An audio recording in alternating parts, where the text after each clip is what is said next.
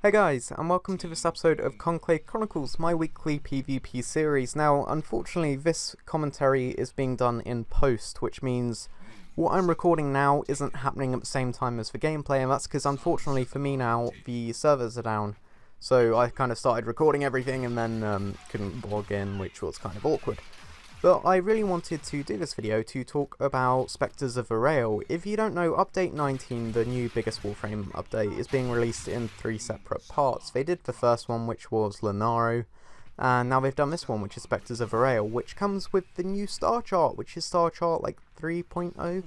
I've been through a lot of iterations of star chart, but honestly, this makes me kind of wish I hadn't beat all the missions in the game already.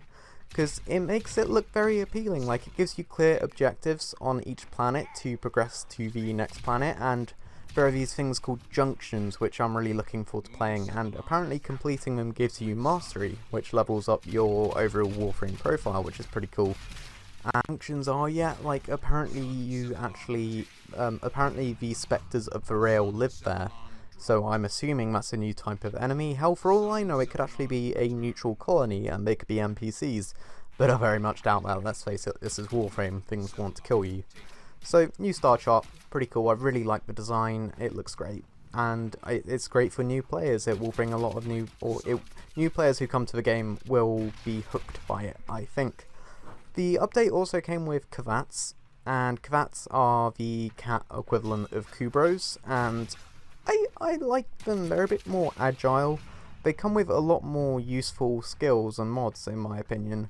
But I'm going to have to go and get one, and I'll kind of have... I reserve my judgment until I've gotten one, and I see how useful they are. Because Kubros, they seem cool and great in concept, but let's face it, people would much rather opt for a Sentinel, with the little flying drones you get by your side. Because they're much more useful. Things like the Carrier and the Helios, it scans enemies, picks up loot. Those are skills which I know you get a dog, but frankly I would much rather have utility, which makes me sound like a very cold mechanical person, but hopefully it's not the same with Kavats. Hopefully they offer something which makes the trade-off worth it.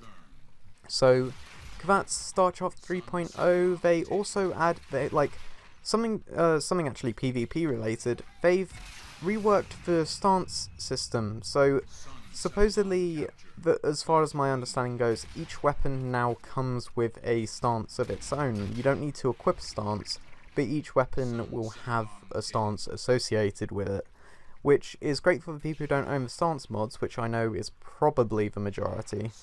I'm talking about like the new players here. I know most veterans and experienced players will have them all, or traded for them, or grinded them, or whatever. But their main goal in doing this was to help with the balance of the game, because they don't want people to have multiple stances, and for the stances to affect whether or not the weapons are good or not with their certain combos. They want the weapons to be the focus, not the stances. So I can completely understand that, and I think it's a good change. I think it is for the better. And they've added a lot of new Conclave mods to PvP, which I'm really looking forward to getting into and buying. I have a fair amount of standing from, funnily enough, from all the episodes of Conclave Chronicles I've recorded, so I'm looking forward to spending that. And maybe doing a mod spotlight or two if there's any that are worth my time. Like, I know augments are always fun to experiment with, especially the Conclave only ones, because some of them are really specific, like, not specific, unique. Like the Atlas one, which actually turns you into a rock golem instead of summoning a rock golem. So yeah, if people have any requests, then I'll be happy to oblige and do those. And I think I've actually covered all the main points. There have been a lot of new teasers for new quests and stuff, which I mean new quests, I will never complain of those. But I do have to be honest, a lot of my playtime with Warframe now is specifically for Conclave, for PvP, and I would say of all the time I'm playing Warframe, it takes up about 90% of my playtime, which sounds like a ridiculous number to think of how much content there is in PvE. The Void, of course, the Void system has been reworked, because endgame in Warframe was pretty much going to the Void and farming for prime parts. And DE realised that, and they said, this isn't what we want our endgame to be, this isn't what we wanted the Void to be. They wanted it to be like this unique, cool thing you do every now and then. And they've tried to they've tried to change that by adding this kind of rift system, which I'm going to be honest, I don't understand it at all. It's complicated, and the feeling it gave me, I think I said this to Quiet Shy when she tweeted about it, the feeling it gives me is when I go into a new MMO and you just get overwhelmed with all these complicated mechanics which are specific to the game, it feels like that, and I don't know if it's going to be great for the new player experience. I think it's going to be cool for the people who are at endgame and want something complicated, but I don't know. Again, I'm going to reserve my judgment until I try it out properly for my little Seth Green sitting in my basement. I'll try it out for him specifically. But yeah, void system, complicated now, hopefully not too complicated once you understand it. And I've just looked, I opened a list whilst I was talking about that, so I didn't forget anything. Market has been reworked. I think the market interface looks cool. Hopefully it's more practical and better for new players. And Archwing now works on a 360 degree motion. Like, you're not fixed.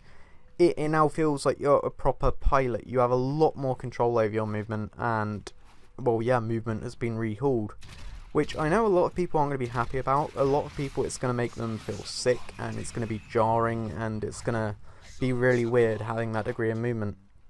But I'm personally familiar with it, because I played a game called Warhawk for PlayStation 3. It was one of the few launch titles, and Warhawk had an option to enable that movement when you're flying little jets and fighting things. And I turned it on, and I played it a lot, and I got very used to the movement. So I'm actually looking forward to experiencing it again. It's very unique, and it's difficult to master, but that means when you do master it, it's very satisfying. So I urge people to give that a chance and not to judge it straight away. But I think I've covered pretty much everything in the Spectres of the Rail update. I'm looking forward to experiencing it, and if there's anything specific people want me to cover, then I'll be happy to do so. I don't want to do extensive coverage like I have with previous updates, because I know the other YouTubers do that, and frankly you should go to them because they do it better. And like, they'll go into detail. So if you want to know more about the void system, say like, I know Quiet did a video on it, you can check that out. If you want a review on the new daggers which came out, I'm sure Magamu is going to do a review, and he will go in depth with the modding and how to use it effectively. Meanwhile, I just talk about things and say, I don't really know what it does, but it's kind of cool, isn't it? So I know people probably don't want to watch me for that. I'm just going to generally cover things, and of course go into PvP and get specific about that.